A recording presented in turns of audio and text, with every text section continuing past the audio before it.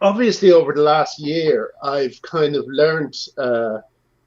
I've learned about cancel culture and by being the subject of it.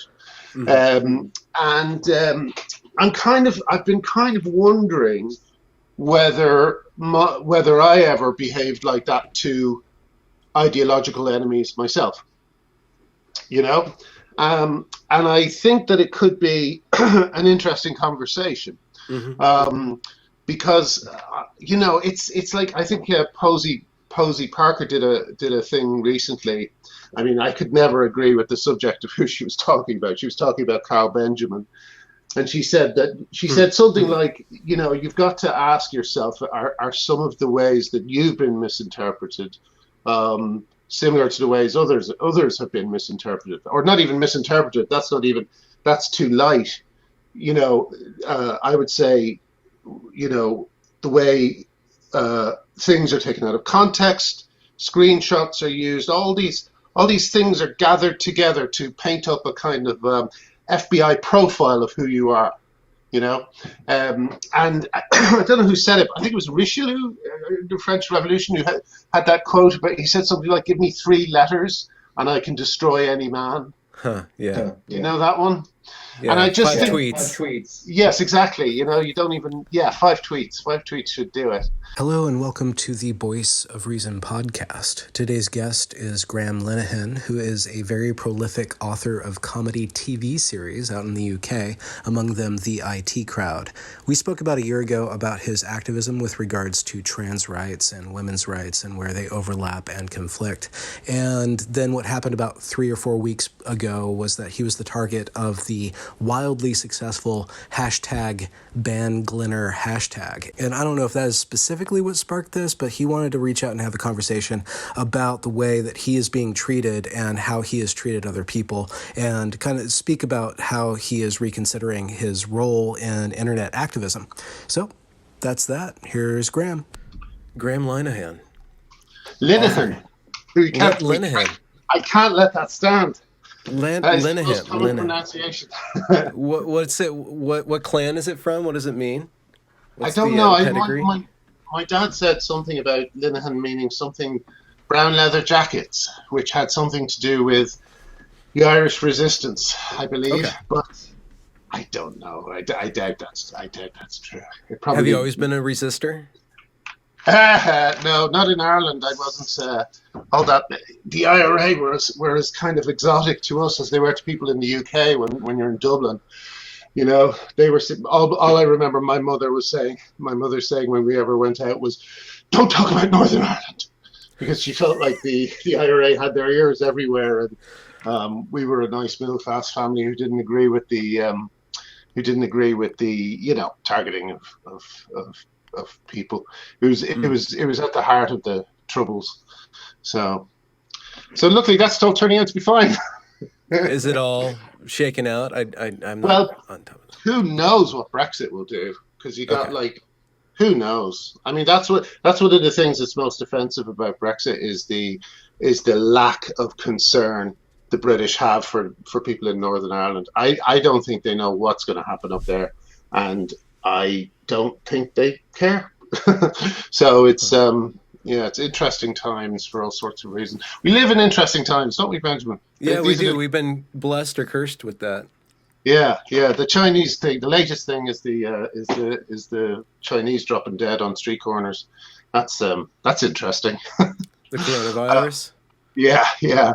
So everything's. I mean, this is interesting. This the gender debate. I sometimes meet. There's sometimes people who speak to me privately about all this stuff, who can't say anything out loud, so to speak. Public figures, and I always ask them the same thing. I always say, "Have you ever seen anything remotely like this?" And none of them have. It's the most extraordinary. Thing. The way I describe it to people now is, I call it the first post-internet mass delusion. I guess there's an argument for QAnon being the second one because this came first. This has been raging for a number of years, but But this is definitely the first one, you know. How did you get into the fray? Well, I think it might have been. I hope we don't go over ground we already covered in a previous one, but it was probably because I wrote an episode of the IT Crowd in this kind of blithe way, not that featured a transgender character, and you know, the quality of the quality of the pushback was very different, and as time went on, I realised, oh, this is a bit of a touchy area. Are you the kind of person who can't resist whenever there's I needed to know what I thought of everything because I knew there was some controversy and I didn't really know what shape it took. But I do remember being scared to follow Julie Bindel on Twitter. Julie Bindel is a left-wing journalist over here, lesbian, writes really well about it in a very scabrous way. She's got a sense of humor. She's like a tough northern dyke. I hope she wouldn't mind me saying that. And she had been cancelled, you know, comprehensively for about 10 to 12 years before I even started noticing what was going on. So when someone is infamous for that long, you feel, oh, there must be something to it, you know. Okay. And it was through looking at what she was saying, listening to her, the people she was. I didn't get to it through her, but I certainly got it through the many, many women who have been shut down, who are like her. Finally, I think the moment where I realized, oh, I'm all the way in now was when I followed her on Twitter, you know. And, you know, you find out that the thing she got in trouble for was a kind of like, you know, again, a joke that perhaps didn't land, you know, as well as it could have. And you know, I realized, oh, okay, so that's bullshit too. So I started thinking, where's the bullshit? Where's bullshit happening? And it was everywhere, you know, like academics like Kathleen Stock, who say nothing but the most sensitive, compassionate things, out of a concern for her fellow lesbians, out of a concern for young lesbians who we both know are being coerced in various different ways at the moment into accepting gender over sex. So there were all sorts of these things going on. Magdalene Burns, of course, when I saw Magdalene Burns' video of Alex Drummond, who's got a full beard, and wears a dress and make a bit of makeup, and goes and talks in the video about expanding the bandwidth of what it means to be a woman. And I remember Magdalene saying, "Why can't you expand the bandwidth of what it means to be a man? You know, Okay. Why do we? Have you never seen this video? It's very much worth watching." And she just pointed out the ludicrousness of it, and it was one of those Emperor's New Clothes moments. It was like putting on the glasses in They Live, you know, that translate the advertisements, or seeing the data as Neo in the Matrix. It's like, oh, wait a second. They're saying they're really saying that? They're saying he's a woman? They're really, really saying that? So that kind of blew my mind. And once your mind has been blown like that, you can't really go back. You know? Remember when that was? Was that 2-3 years ago or? Yeah, about that. About that. Like I was recovering from my operation. I had a cancer operation, and I was recovering from that. And I think that was the moment where I really decided to jump with both feet into the debate, because I was on morphine, and I thought, why am I so worried about this? I thought, best help to make a decision. Yeah, exactly. And I was like, why am I so worried? And within minutes, I'd had a stream of really aggressive direct messages from Parker Malloy of Media Matters. Do you know this person? Yeah. Yeah. So a stream of these, you know, very, very argumentative DMs, and I was literally. First, I just said, "Oh, yeah, no, it's definitely something we should talk about." But I'm kind of on an operating table, or I'm on a trolley after my operation, so don't really want to get into it now with you, you know. And just I just had to say, "Look, fuck off and leave me alone. I'm literally recovering from an operation." And I heard from someone then privately that Parker Malloy went around her physical place of work, which is Media Matters, and wherever Media Matters, whatever building Media Matters is in, and said, "Are you following Glinner?" And showed the person the DMs and said, you got to stop following them, and went around from person to person asking them to stop following me. Okay, so it was like a very localized cancellation then. Yes, exactly. But I found it almost impressive because, wow, the balls to go around and actually say that to people in real life, Yeah. It's already, cheeky enough to do it online, but to do it in real life, pretty impressive in a way. So was this topic the first time that you entered into a debate of this magnitude? Or take an activist stand? And no, the previous time was I got into trouble was also because of, and I didn't really get into trouble because it was a much easier fight to be in for a liberal, and it was the fight against Gamergate. Okay. which I just saw as a harassment campaign against women, and I think whether I know there's lots of individuals who don't think it was that, but I genuinely think that that's it. That's what it became. That's what it was. That's what it ended up being the best at, if that makes sense. And I was very protective of people like what's her name, Anita Sarkeesian, who's a critic of games who came from a feminist viewpoint, and I was protective of all sorts of female critics and creatives and writers who had been either they'd had things done to them, like they were doxxed, like Felicia, what's her name, Felicia, red-haired nerdy girl. She's really lovely. Felicia Day.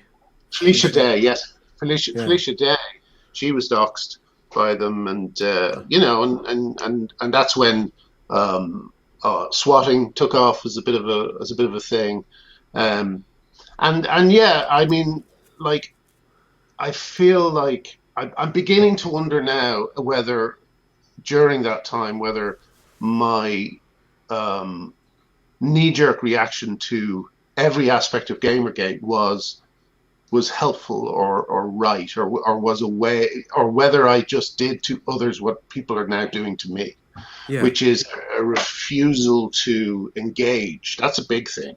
I mean, I blocked a lot of people during that time, and here's the perfect example of where the problem arises. Okay, there was a thing in Ireland called Repeal Shield, right? It was a thing that you could join up to.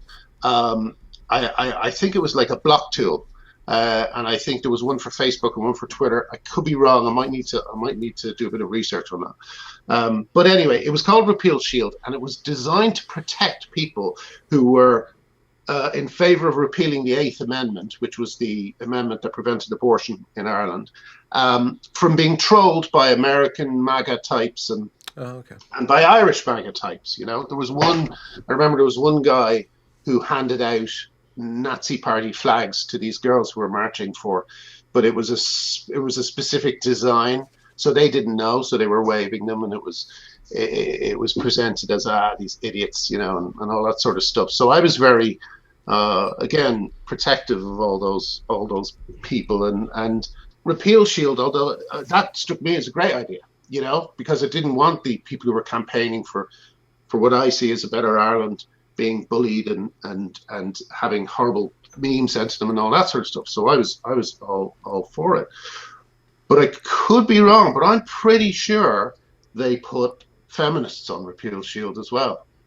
I'm pretty sure they put TERFs on Repeal Shield, and I think that got rid of some trolls, some 4chan type people, some Irish right wingers who are pretty grim, and a few other people. But I think they also got rid of a lot of women who believe that biology is real. You know. There's that weird folding in of different marginalized groups. And one theme that I'm hearing you talk about is the desire to protect a class is similar between how people are going against you because they're seeing you as a threat to a class, or they're seeing you as harassing a group. And it seems like what you're saying is that in the previous manifestation of internet war, you were involved with the Gamergate, and you were acting from a position of wanting to protect a vulnerable class. And there's also this secondary thing where whoever can control the narrative of who is the victim, they get to monitor discourse or get use that cancel culture to enforce protection of somebody who might not actually be a victim, but only needs to assume victimhood in order to get their will through. Yeah. It's interesting, isn't it, that I've seen, because I was speaking about American Dirt recently. This controversial. And that's a film? No, it's a book. It's a book about a Mexican woman whose husband is killed, and she goes on the run across the border with her son. And it's written like an action novel. The first paragraph, I read it, and I immediately thought, oh, I know why this is in trouble, because it's really exciting. It's like you're right into the action. Okay. It's thrilling, but it was written by a white woman. And also she did some Instagram picture of her fingernails in the same barbed wire colors as the cover of the book, something like that, and all that stuff is, well, it's yeah. I noticed when people were sending me tweets about it, they were using the Latinx thing, Latinx. How are you supposed to pronounce that? Do you know? You're not supposed to pronounce it. Because that would be appropriation, I guess. That's perfect. That's perfect. If that's true, that's perfect. Latino people who, reject that word. They don't use it themselves. It's purely white people imposing this stuff on them, and it's the white people who are imposing it on them who are also telling this woman, who presumably, because you don't write a novel like that without doing your research, without thinking carefully about your responsibilities, without thinking carefully about representation, all these things. You don't write a book like that without, you don't enter into it lightly, But of course, one of the tweets I got about it was someone saying, written by someone who doesn't know anything about it. It's like, well, I'm sure that person spent a couple of years researching it, which may not have biological or lived experience. Yeah, she might not have never, run across the border with people with dogs chasing her, but she's a mother, and she can with a little bit of imaginative empathy, she can project herself into another mother's shoes. She is a woman, and also, even if she wasn't a woman, well, that's what writers do. They make an imaginative leap, and your enjoyment of the book is usually attached to how much that leap resonates with you and compels you and draws you in. If it's not a successful book, it won't do that. I have a feeling there's far more offensive books, but they'll never be bestsellers because they're not very good. But when it's a bestseller, it suddenly ignites a few different things, jealousy from other writers, which is a real big thing amongst writers. Writers are very jealous of each other, this new school marmish woke scold finger wagging thing of this is a problem, guys. We're going to have to talk about this problem. And the worst thing about it. What's the worst thing? Well, you might ask me a third question at some point. Sorry, I should let you do it. No, I was just going to say that I wrote something about this the other day. But a guy who I once saw do a brilliant thing about creativity. He was a manager of a computer games company, and he said, he said, we're in the business of giving things to people that they don't know they want yet. And I love that definition of art. I love that definition of storytelling. You don't write things by committee. You don't write things by passing them through a series of 20-somethings who tell you whether you're allowed to write about it or not. You write things because you are because they're pushing their way out of you, and they almost can't be stopped. Mm-hmm. It's like Harry Potter, another turf. JK, good old JK. I was so happy about that. Good old JK, yeah. but she, she had that idea for a wizard school, and it's not as if no one else had the idea for a wizard school before. It's there's probably been several books about wizard schools. It's just that her one, she was apparently on a train that stopped. It stopped for a few minutes, and by the time the train started moving again, she had it. She had everything. Mm-hmm. That's what art is like. It's a wonderful thing that just sometimes picks you up like a rag doll, and does whatever it wants to with you. So this idea that you can say to an artist, no, you gotta avoid that area. It's not right for you to talk about that stuff. It's absolutely insane. It's the usual anti-intellectual nonsense from these jokers who suddenly have the microphone. One thing that I noticed about this the woke scold, the thought police, is that with regards to cultural appropriation, or you're not allowed to write about that, it's like it's enforcing the breakdown of human empathy. It's selecting people, and then it's training people to separate from our humanity, to separate from the ability to actually resonate with somebody that we don't understand or we're not the same with. And I think that might be replicated on the level of what we were originally talking about I'm going into this, let's say, the trans debate or the Gamergate debate, and one side is really appealing to me. Like, one side is really activating me, and that allows me to shut down listening to what the other side is trying to say. It really breaks down empathy between me, because we're in a battle now.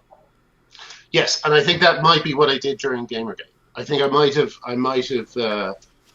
let my tribalism blind me to something that kept happening, which was there were waves and waves of people coming in, and these waves and waves of people kept saying, no, that's not it, that's not what it's about, it's about something else and stuff. And I would just go, no, it's about abuse, it's about this. And I was just so annoyed and stories that you would hear, that woman whose dog was killed when a SWAT team turned up, stuff like that just made my blood boil, So that was that. I was on the side at that point. I was on the side of people who don't tend to engage and who don't tend to like debate. But now I'm on the other side. You're on the side of the people who like debate. I'm on the side of the people who want to talk about it. Yeah, But it's different. I don't know if it's. I think it's different because, it's just we keep wanting to talk about it, but no one wants to talk about it because the positions are so ridiculous that they are indefensible. There seems to be, sometimes I think there's an unspoken thing amongst people who support it that it's simply just not kind to talk about it. It's just unkind. So you can't. Radical trans rights activism. Yes, is that what you're talking about? Yes. I think the people who aren't radical trans rights activists, the people who are maybe on one side of this and feel that feminists are making a mountain out of a molehill or whatever, I think that they're not necessarily party to the same information that we are. They don't. But the weird thing is, when they're presented with the information, they never engage with it. It's the oddest thing. I think it's partly down to this horrible frozen feeling of, I don't want to be one of those people who, because I know how I've looked at them for the last few years. I don't want to be one of those people, one of those unkind people. So they don't look at any evidence. They don't look at anything to do with it. And then there's also the side of people who think that like they have a kind of a fight or flight response when they see certain things, and as a result, those certain things are taboo. Like, for instance, it's taboo to share photographs of men on women's football teams towering over them. John Ronson gave me a finger wagging for doing that. He was more disturbed by me sharing the photo than he was by what looked like a 46-year-old guy with some college girls. And it's not as if it's the only example. You've got Hannah Mounsey in Australia. You've got Rachel McKinnon, or whatever he's calling himself now. Sorry, I don't respect cheats and misogynists' pronouns. I hope that's okay. You have all these examples, and you present them, and either the other end of the line goes dead, or they come up with some terrible excuse, or you get the whataboutery or whatever it is. But it's like, and here's the big thing. Here's the thing that really annoys me. They always say, you're saying all trans people are like that, and it's like, no, we're the ones trying to draw a distinction. Do you know what I mean? We're trying to say, like some of these fucking guys, I think they're as trans as I am. I think they're just like, who's a good example of someone like that? Yaniv. Yaniv's not trans. Yaniv is just a guy who's seen an opening. And the thing about these people is they're very Trump-like. I think they you'll notice a few things are quite similar with Trump. Like always counterattack. You never say sorry. You never back down. You always counterattack. Everything is met with aggressive resistance. Everything is met with revenge. Revenge is huge. It's not a question of what's the right argument or who's the right. What's the best thing moving forward to help trans people and women. Sorry, even I'm putting them in that order. Women and trans people. There's none of this discussion going on. What's going on is this absolutely terrifying explosive aggression that greets anyone who speaks about this. Do you think that can be sustainable? Don't you think it's gonna? Do you think that it will reach a place where the polite people can't ignore it anymore? Well, I hope so. I mean, I think you've been doing great stuff, if you don't mind me saying, with your interviews with detransitioners. I think detransitioners are definitely part of it. I think sport has helped. J.K. Rowling bringing attention to Maya's story has helped. Mm-hmm. All these things are definitely helping, and they're definitely turning things around. In the UK, unfortunately, we have Stonewall, which is the big LGBT rights organization over here, and they've just backed themselves into a corner by refusing to talk about it, by refusing to admit that there's any tensions, by throwing lesbians to the wolves, by saying, and transsexuals as well. Many of the transsexuals I know are, Corinna and Fionn and Debbie Hayden, and who else? Ray, yeah. And they're understandably worried that they're being lumped in with all these individuals who are very, very dangerous. And my argument is, why aren't you calling them out? Why aren't you calling any of these people out? If you call them out, you'd be able to justifiably say, yes, these people are not like us. These people are piss takers or con men and stuff like that. But they don't. They circle the wagons, and that's very disturbing. Wait, hold on. What do you mean? Who's circling the wagons? The whole trans rights movement. So if someone talks about Maya Forstater, for instance, who's obviously right, you shouldn't be fired for stating biological facts. She wasn't fired for misgendering, as many people said. That was a lie. She was fired for saying that she didn't believe it was literally possible for a woman to change sex, or a man to change sex into a woman. Now that's not just an opinion. That's fact. It's not an opinion. It is the truth. The only time it starts to get wobbly and unclear is when you start mixing up the words gender and sex. Gender, yeah, you can change that into whatever you want. most feminists I know don't give a damn what you do with your gender. They don't really believe in it, you know. But what they do know is that sex is real and it is the basis of their oppression, you know. Mm-hmm. But the thing, so you have now this strange position where, thanks to Stonewall not making a stand against the trolling and the harassment and the academics needing bodyguards and all this sort of stuff, thanks to that, you've got this situation where where the worst people in this debate, the most aggressive, the most misogynistic, the most toxic people in this debate are steering the debate, and it's like a huge ocean liner is being steered by 7 or 8 psychopaths, you know, and all the rest, all someone like Stonewall has to do is say, yeah, this person here is taking the piss. It's not as if there's any doubt that Why predatory. Do you think that they're not allowing themselves to? Because criticize? they've spent I don't know how many years. I don't know how many years they've been captured, ideologically captured. But Stonewall have spent many years demonizing these women as evil. So it's extremely hard for them to turn around and say, "Oops, sorry, got that wrong." After the lives of many women have been ruined, you know. Mm-hmm. So back to that desire to protect, and it seems like with the far leftish, the radical activists, is that they're feeding on people's desire, one, not to be rude, two, to protect a vulnerable class, which gives rise to people doing a vulnerability racket or a victim racket, right?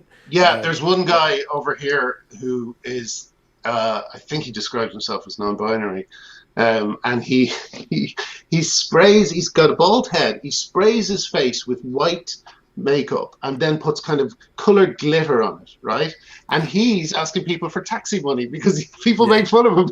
You know, and I just think, wow, that's again almost impressive. And you know, even with this kid, I do have a bit of sympathy because I think we're end of capitalism here, and people can't make money. You know, so you know, it's just the way it is. There's on a micro and macro level, there's a lot of money in this stuff. You know. And I do feel sympathy for the kids who are thinking, you know, who are basically panhandling, you know, on Patreon and stuff like that, you know. But at the same time, you can't just let it roll on. If it's hurting other people, you've got to try and stop it, you know. So I think a lot of these people are worried that their bottom line is going to be affected, you know. Yeah. But so you have a similar worry about your reputation, right? Because you come under fire for things that you're saying or positions that you're taking or photos that you're sharing. Do you not like have like a monitor in your head policing your thought because you don't want to get canceled and you know? Oh well, would you believe I do? I mean, I use it all the time. You know, I say to people, show me what I've done. What have I done that's transphobic? What have I done? I've got like, there's a musician, Emmy the Great, her name is, you know, I would have considered her a friend. Didn't see her that often, but fairly friendly. She compared me to Tommy Robinson, you know? Okay. I mean, who's the bad guy in the UK? Well, he is. He's a pretty unsavory character, to say the least, Benjamin. But he's racist, or he's a bit of a thug. He's a thug, and she compared me to Tommy Robinson because Tommy Robinson, I believe, was one of the first people, or was one of the only people who really was ringing the alarm bell about Rotherham. Do you know anything about Rotherham? Is that about the child abuse scandal that was covered up? Yes, and because the rest of the police force were so terrified of being called institutionally racist again after the Stephen Lawrence inquiry, which was a young black guy who was killed by a group of white men, and the whole thing was just a complete mess. And the police were then called institutionally racist in an official report. And ever since then, the police have overcorrected. And with Rotherham, I just looked this up the other day because I hadn't a clue about this, but Rotherham was going on for 30 years.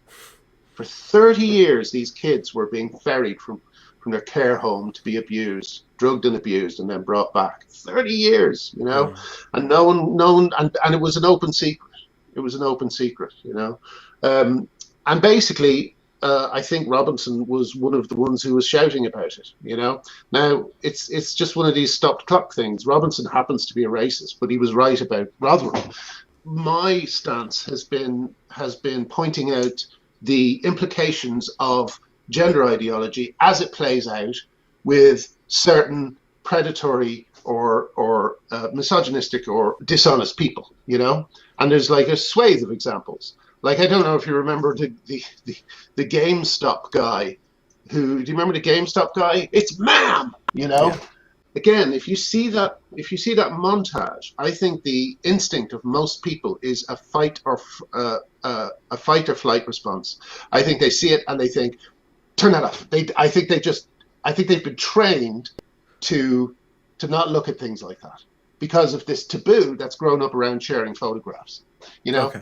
I mean, if you ever wanted a more useful thing to con men, criminals, or predatory people of any stripe, it's, you must not share photographs of them before they were in their current thing. It's crazy.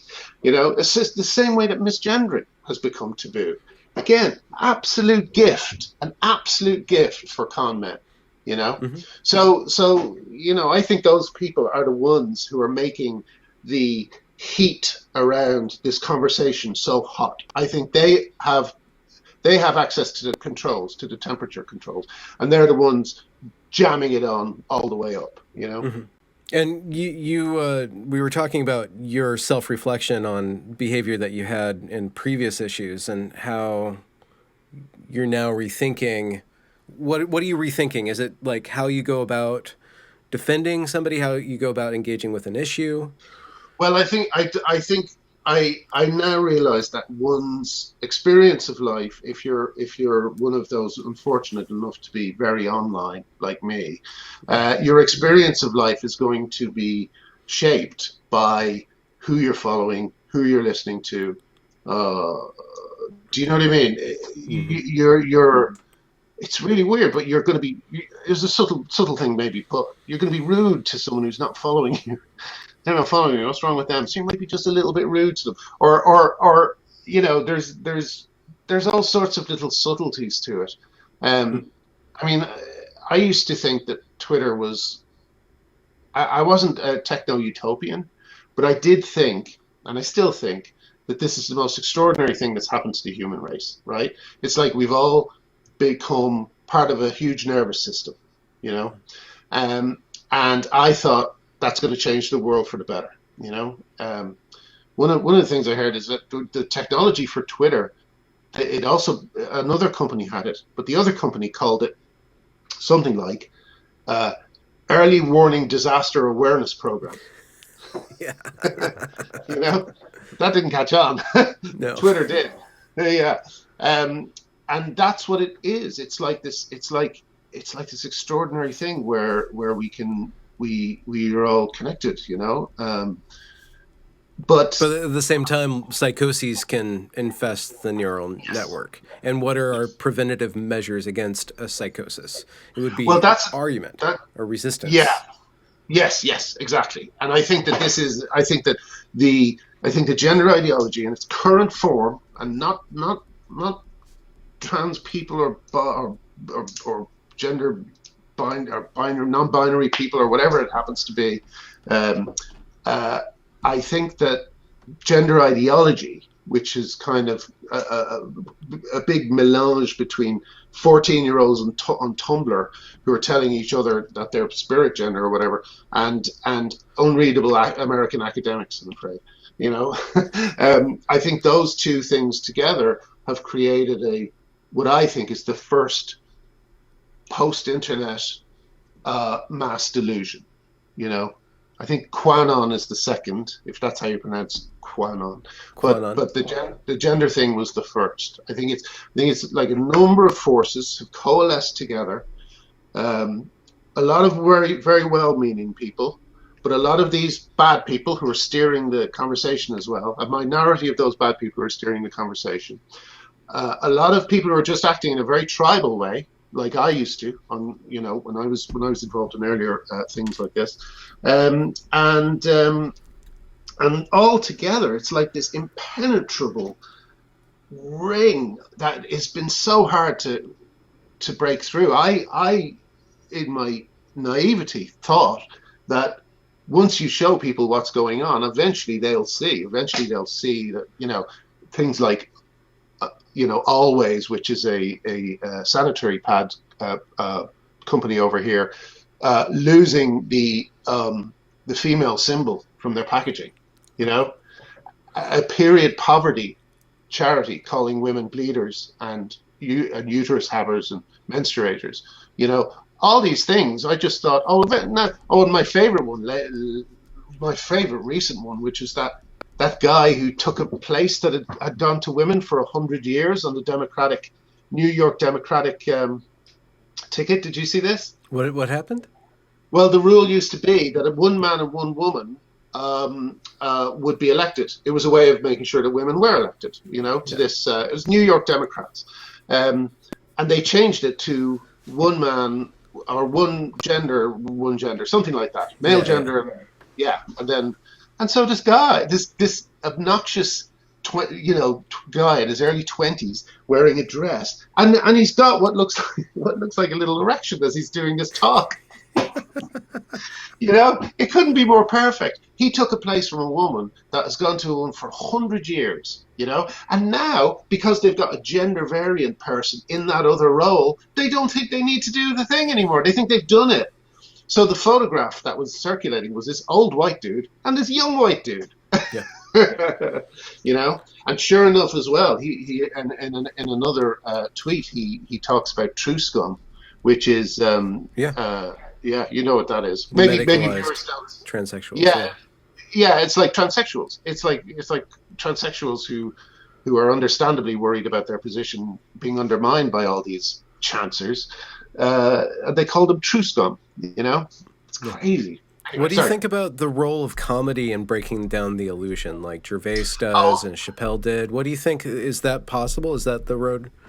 I wish I did that more. I think that is the way to do it.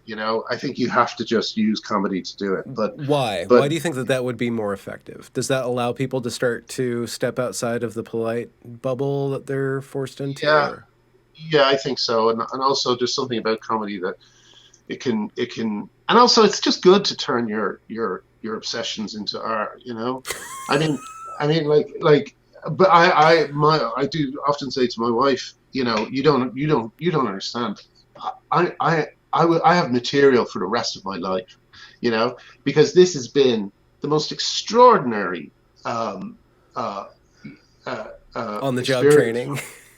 Yeah, well, it's just been. I'll give you an example. I used to be very much in the media bubble. I didn't really know anyone outside the media. And since this fight, I've met social workers and nurses and Girl Scout leaders and teachers and shop labor union leaders and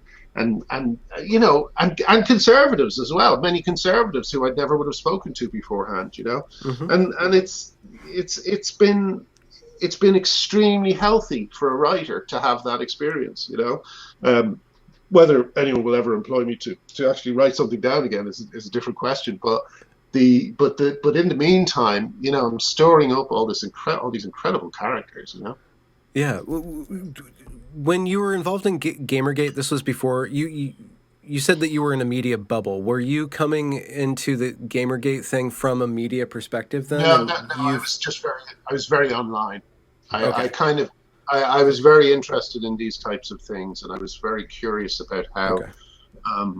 I did see it as a, and I think it did morph into various aspects of the right wing and led to Trump and stuff like that. So I still feel that I was on the right side, but I don't feel that I handled it brilliantly. I might have been able to handle it a bit better. Like there was this guy who used to be great. He was on Twitter and his the way he spoke, he would often speak about these guys who, I don't know, they make a plan with a friend to bomb a church or something, and then on a chat, and the next thing they're in jail for 20 years. And he always used to phrase it like, I hope it was worth it. I hope it was worth it. You got 20 years now in a high security prison. I hope it was worth it. And I always thought there was something there was something melancholy about the way he would talk about it, because these are just lost kids, who, like the rest of us, have not grown used to what life is like in a connected world. Mm. So they're stupid, teenage bullshitting sessions, that happen to go wide. Who knows? Maybe they would have done something, maybe they wouldn't. But the truth is that they're another, in a way, they're another victim of the fact that as a species we just weren't ready for the internet. Mm-hmm. Mm-hmm. And I think this cancellation thing is part of it. I mean, like, how fascinating that was it the Oscars that didn't have a host? How fascinating that had to happen. Did they do that this year or last year? Was it last year? I can't remember, but someone didn't have a host recently. And I thought, and it's like, for them to be that frightened to not have a host that's fairly significant. You know what I mean? Yeah.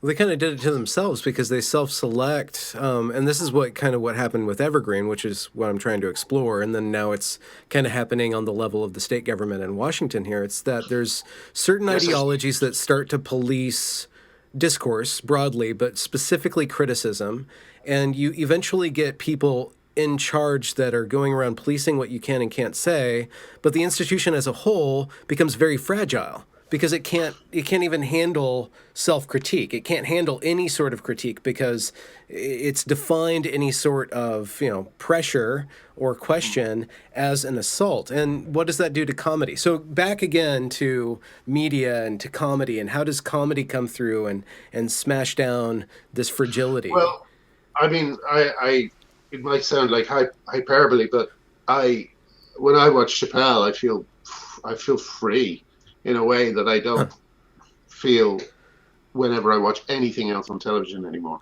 Like I used to work on a show called Brass Eye. Chris Morris is this kind of satirical agent provocateur who did real stunts and fooled politicians into believing in fake drugs and got them to do little short films about it and made them do extremely stupid things. He's a genius, but I just can't see it being commissioned now. I mean, I got to be careful because saying things like that, it's always a news story. Graham Linehan says Brass Eye would never be commissioned now, but it's not just a show. It's a whole attitude to life. It's a whole attitude to life that Chris had, and I can't really see it being. I think someone who has that same desire to kick over a few statues has a much harder job ahead of them. I think most people would prefer not to even get involved. So yeah, I think the internet seems to be where.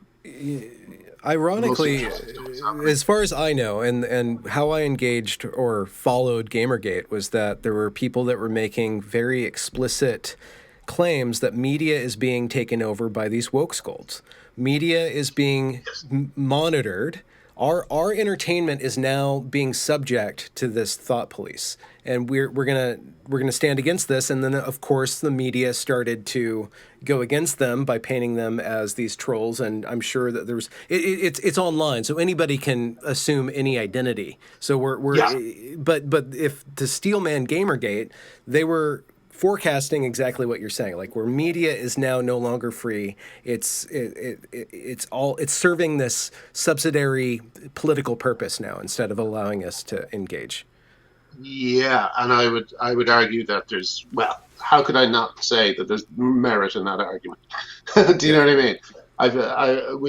Me and the feminists who I've been supporting have been doing our very best to try and detoxify this conversation and to try and make it safe for people to talk about it, and yet we're still talked about as if, like, there was a Jewish woman, Rosa Friedman, I think her second name's Friedman, Rosa the other day on Holocaust Remembrance Day they compared Rosa to a Holocaust denier, you know, because Rosa believes that biological sex is real, you know. It's just extraordinary. It's extraordinary. And so that catastrophizing language, Yeah. I didn't realize that it was such a problem, and it really is. I mean, I think that's where most of this comes from. It's the catastrophizing language, you know. Yeah, victimhood Like, and catastrophizing and and you're mountains killing out of people, molehills. literally, words are literal violence, all that stuff, you know. Literally. Yeah. Well, Yeah. I'm wondering. So, yeah, You so maybe said, there were germs of truth in there. Maybe there were germs of truth. You gotta be but with careful. Chappelle, you said that you feel free with him. How would you, if you were just people came to you and said, okay, we're gonna reinvent Graham's internet presence so that you are a place where people feel free when they listen to you as a voice in this debate. How would we bring freedom to this debate? How do you detoxify this? And what is the role of, how would you reshape yourself into being somebody that? Well, unfortunately, I think the way I'm doing it now is the only way I have left Okay. of doing it. The thing I would say to people is there's a line in Macbeth, something like, "I am so steeped in blood, you know, up to my neck, that it is as far to the other side of the river that it is to go back." That's where I am at the moment. It's not as if I can step back and say, you know what, I got it wrong. I got it wrong. There's no problems at all. Pronouns, or we have to respect everyone's pronouns, even if they're Well, I mean, taken. I'm not saying that you give up your position, but I'm just wondering if No, the I debate know is you're to not. change, how do we make it accessible? How do we give that feeling that, oh, look, I can go and talk to this person, or I can listen to this person because I know that when I speak with them, even if I disagree with them, I feel like there's a connection there that I can trust this person with my, with this discussion. Well, you know, it's hard because I do think that the trust is just non-existent on the other side. They just don't. You know, you read all these odd things, like, you know, you read people saying to each other, "Be careful, a turf doesn't draw you into a conversation." Like they're talking about the snake in Jungle Book, you know.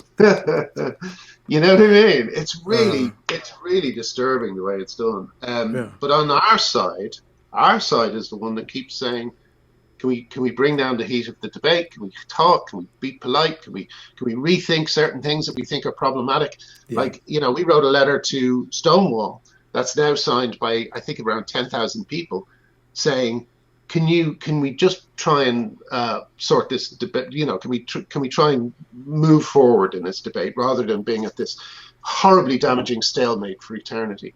And within half an hour, I think it was, they said no. They said no, we don't want to do that. Why not? Because their catchphrase is no debate. That's one of their. They actually have you actually. I don't know if it's on any official documentation, but no debate is certainly. It's hashtag policy, shall we say? You know? I just, you know what? I try to be flexible and stuff, but when I hear like that, that's when I want to destroy institutions. When that is their core principle, it's like, okay, it's time to take you out and start over. Then again, maybe that's why they called themselves Stonewall in the first place. The only thing that will break it through is when the mainstream media starts to wake up to the fact that it's not just a problem that's ahead of us; it's a problem that's already playing out in various different places. I always say the four women, you know, everyone says, oh, you know, everyone always goes on about Karen White, who is the trans woman who got into a female prison, identified as a woman, got into a female prison, and promptly sexually assaulted 4 women in prison. You know, the fact that a guy in a wig could get that far is almost like something from Kubrick comedy, an early Kubrick comedy. You know, it's the blackest, you know, most. And also, when people say, "Oh, you're always talking about Karen White," well, that's 4 women he affected, you know. So if you think about the other chancers, the other predators who are definitely out there and will definitely do whatever they can to find an opening to exploit a flaw in a system, they will do it, you know. And the idea that they'll just say, they'll be respectful and say, no, we would never demean a trans identity to do this. It's bullshit, because it's so perfect for them. It's so it's got so many what's that word when you've got lots of, it's so porous, and it's so incoherent as an ideology that literally anyone can take advantage of it, you know? Yeah. And until it's made, you know, until terms are clarified, what do you mean when you say woman, trans women are women? What do you mean by that? What is a trans woman? What is a woman? You know, until these things are clarified, these con men will continue to be able to take advantage. You know, I'll give you an interesting thing I heard. I was reading. I can't remember where I read this, but apparently, when cops are looking for someone and they know he's in let's say a mall, but they don't know where his car is, and they want to stake out the car and wait for him, the first thing they do is they go to the disabled section, because criminals love parking in the disabled section. Because they love the feeling that, oh, that's for ordinary people. That's for suckers. I'll park wherever the fuck I want. I'll say I got a sore hand or whatever, you know. So there are people like that out there. Natural born exploiters.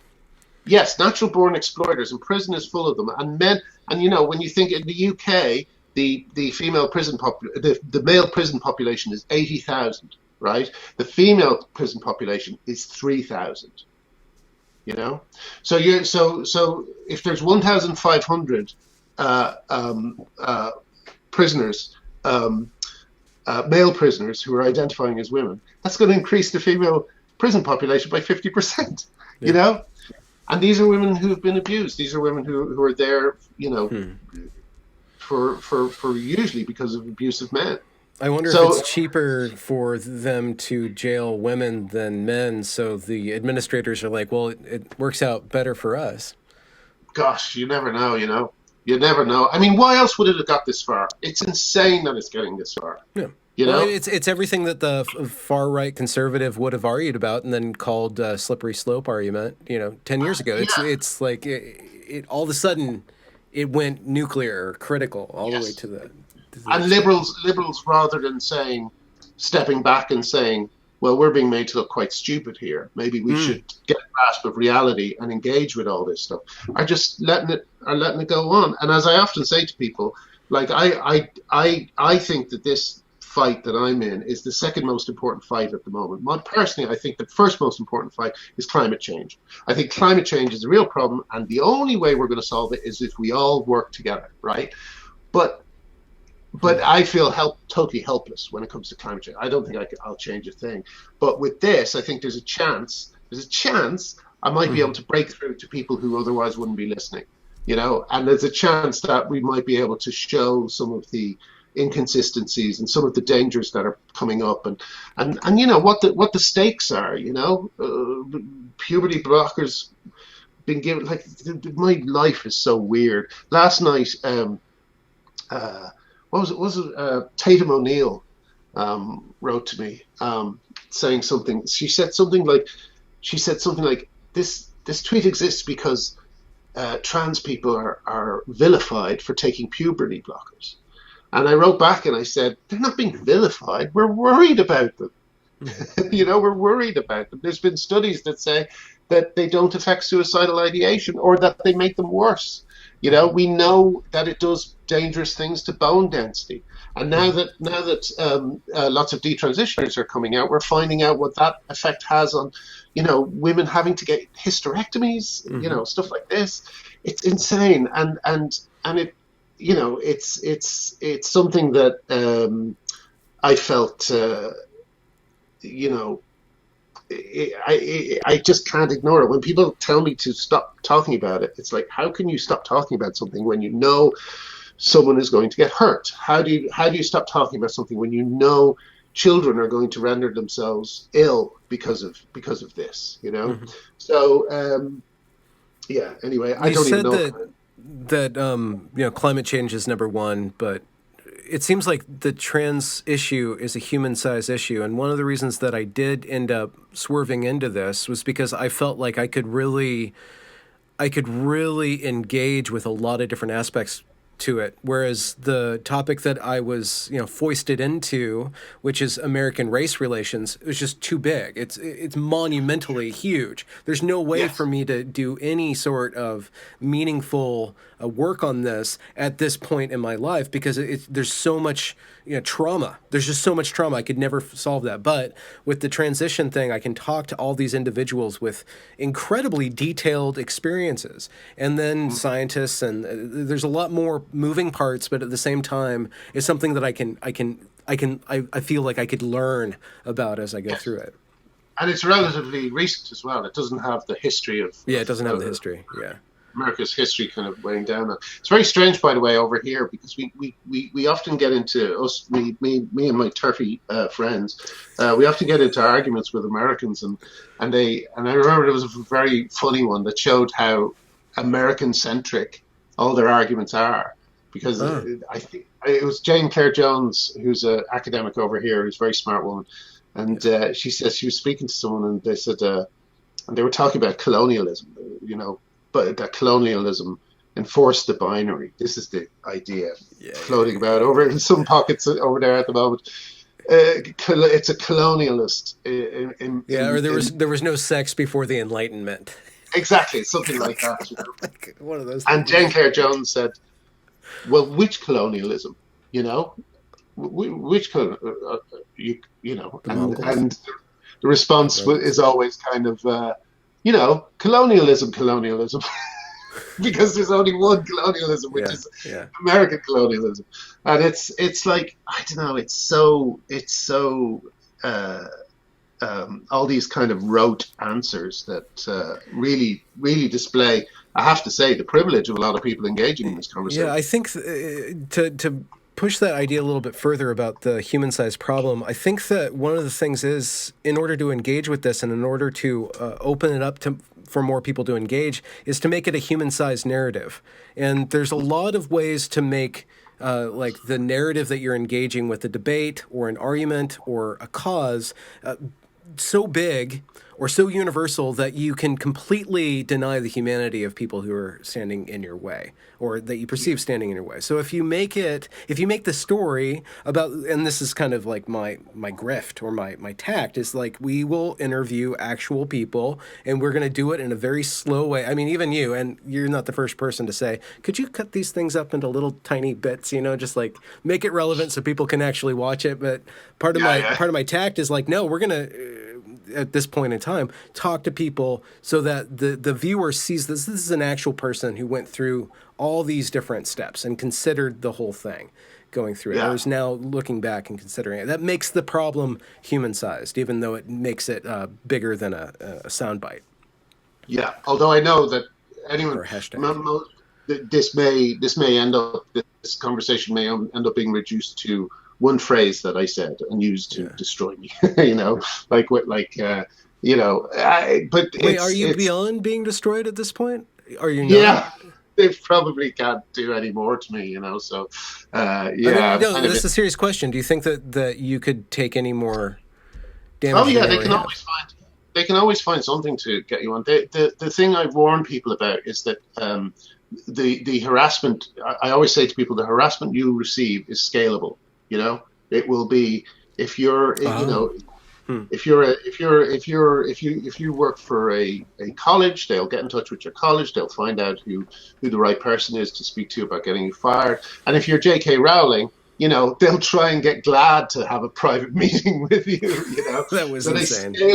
They scale it up and down according to who you are. So no one's completely safe from it. Okay.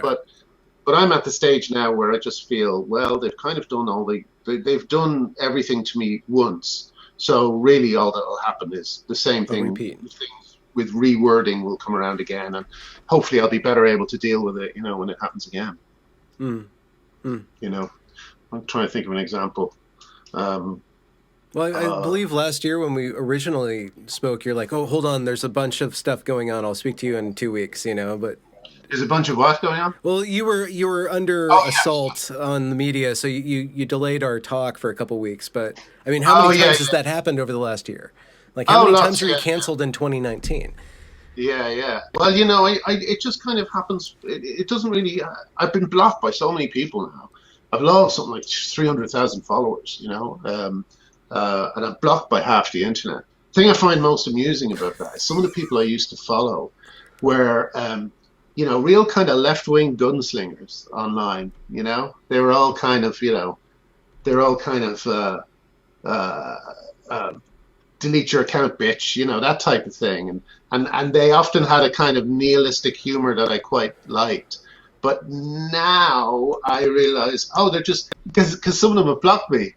It's like, oh, okay, so you're not quite the gunslinger I thought you were. You're actually scared of what I might say to you, Huh. So it's really made me look at a lot of, like, I was influenced by those people, and it's really made me less tribal because I no longer, I will always try and check and double check everything, no matter who the source is. Hmm. I'll never believe, um, I'll never believe ill of, like, Brett Weinstein's a very good example. I used to see him in all those intellectual dark web things. It's only through your videos and through reading more about him I realized he's a liberal Jewish guy. Who has as much to do with someone like Milo Yiannopoulos as Scooby Doo. So Huh. it's interesting. And Joe Rogan was another one. I remember there was a bit of a stink around Joe Rogan, uh, as has kind of flowered up again recently with the Bernie with Sanders this. thing, yeah. Yeah, with the Bernie Sanders thing, and you look at Joe Rogan, his podcast, he's just a kind of, curious, uh, intelligent guy who likes to talk about things, and it's like, oh, okay, so that was bullshit too. He's nothing to do with the alt-right. So I do kind of now try and do my own Hmm. vetting and research, if vetting is the right word. Well, it takes a lot more energy, I guess, than just having Yeah, an that's the problem. knee-jerk reaction. Yeah, that is a real problem because that means you do have to Think before you invest. speak. You have to think before you speak, and all sorts of different things. But I mean, maybe that's good. It's good that one has to do that. But at the same time, there's a lot of energy it expends, and I'm trying to draw Hmm. back from it so I can put more of that into the work. The work. Yeah, yeah. The sitcoms and Yeah. all the other things I'm supposed to be doing. So you haven't given up on that calling then.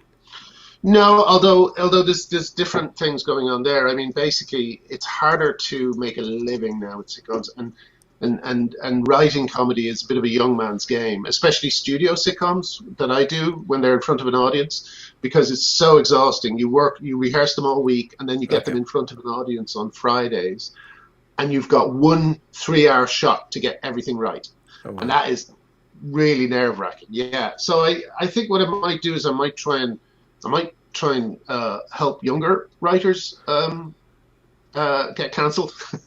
No, I might try and help younger writers figure out how they can construct a story and Yeah. do it, and see if I start overseeing other people a little bit more, and maybe working with larger groups of people. I've always loved the idea of the writers' room.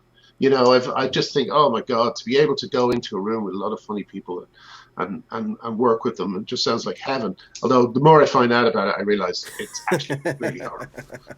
It's like a nude beach. But It's a great idea until you get there. exactly, exactly. So, but still, I think there might be something to that, and I still kind of think longingly of a room full of funny people all able Yeah. to say what they want. Yeah. Well, you can always join us on YouTube and just start your own channel. Yeah, well, yeah. I mean, it might get to that. It might get to that. I mean, that's not to say there's anything wrong with it. I'm very impressed by all the stuff I'm seeing. But I'm 51, and I mean, I just had to bring up this desk lamp Yeah. to do this interview. I don't know if it's for me. Anyway, um, that feels like a good place to leave it, doesn't it? That's a good Yeah. place. That's great. Thanks, Graham. I hope so. I hope it cuts together. Yeah, we'll see what happens. Thank you so much for joining me again. No worries. Thank you for speaking to me. Yeah, I hope you find those tickets.